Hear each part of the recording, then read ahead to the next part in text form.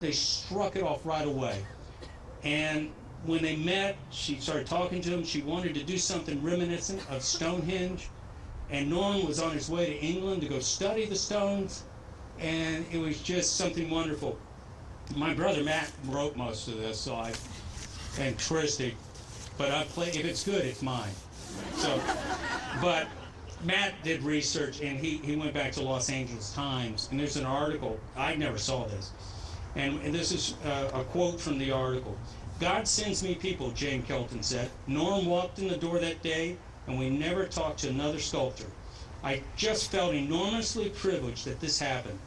They agreed that the megaliths would tie nature and ancient heritage to a high-tech community that will build up around them." Her son, Andrew Kelton, president of development company, said, "It started to be a little thing." Okay, that was back to the pump. But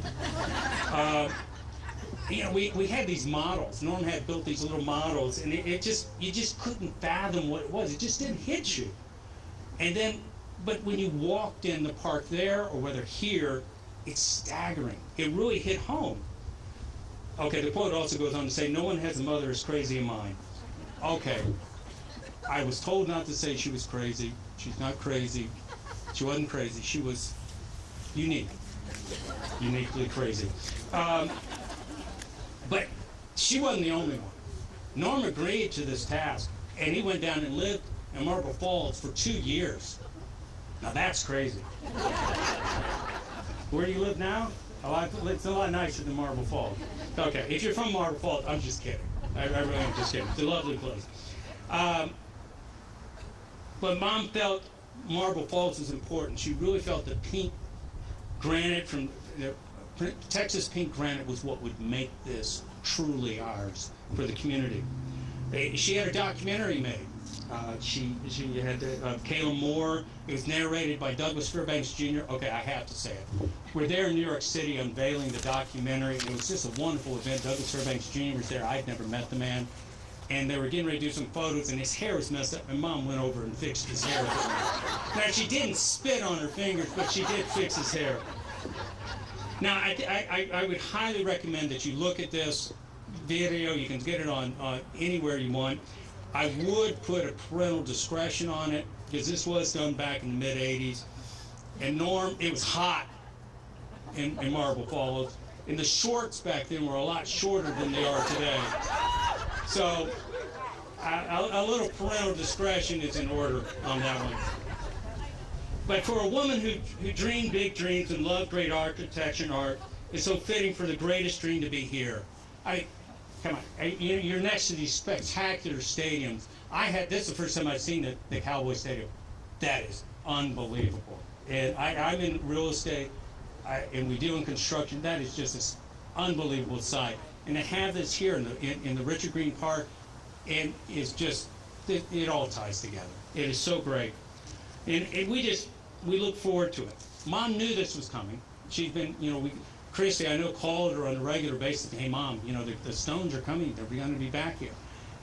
She didn't get that excited about it, because she said her greatest moment in doing this was in the creation. And she said, "I've had my fun. It's now for everyone else to enjoy Caelum Moor." So to that, I had a couple other things here, but I just, our family has been in Arlington, part of it for 5 generations. My sister Christy and her family still live here. Melinda and John Mathes are actually developing the Arlington Highlands, which is very nice. And I'm still involved. Even though I'm not here, I'm actually involved in the Baylor Orthopedic and Spine Hospital developing in South Arlington at the Highlands. It was funny. They came in and said, "What do you think of this project?" And I looked at it and I said, "Are you familiar with it?" And I said, "Yeah, my mom named those streets there. So yeah, I know where you're going." So again, it is a privilege to be here, and I know I went way over, but I can't help it, because I haven't been here in a long time and I don't get a chance to do this. But we really want to thank the citizens of Arlington, the government officials, Norm, for coming back here and bringing it back. And again, we just thank you for allowing us the opportunity to share this with you. Thank you.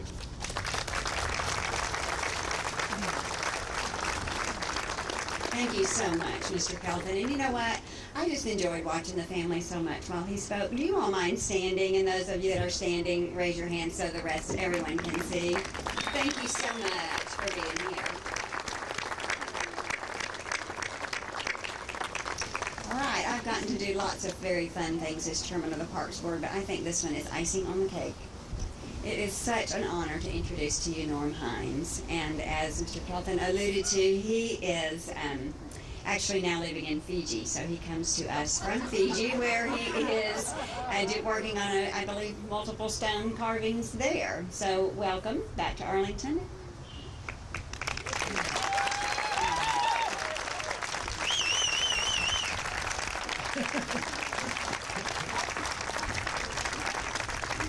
Thank you very much. When Cricket informed me that I was asked to be one of the speakers at this event, and she said, "Are you going to be nervous about that?" And I said, "No, I don't think I'll be too nervous, as long as I'm going to have to follow Matthew Kelton." And then it turns out I have to follow Andrew instead, which is far worse.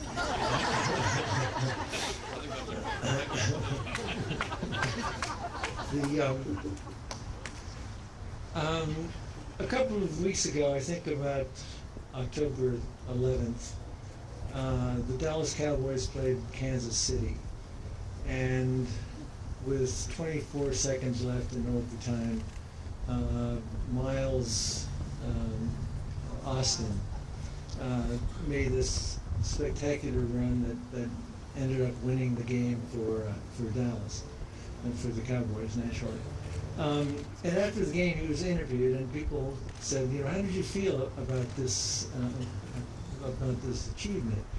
And he said, "I felt amazing. It was. I was amazed. It was wonderful. I never thought anything like that could happen."